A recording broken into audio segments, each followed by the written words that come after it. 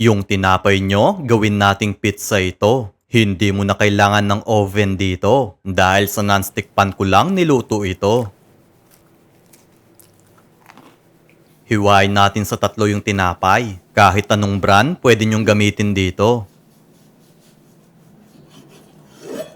Next naman yung hotdog. Bahagya ko lang in-steam para hindi kumupas yung kulay nito. I-arrange na natin yung tinapay sa ating pan.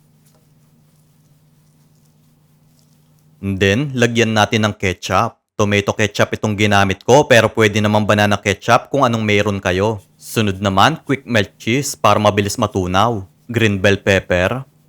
Red bell pepper. Hotdog.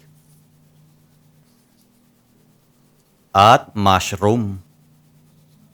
Sindihan na natin yung lutuan at takpan. So, okay na. Luto na yung pizza natin. Kaya kung gusto nyo pang makapanood ng mga recipe na tulad nito, mag-follow lang kayo kay Lokong Kusinero.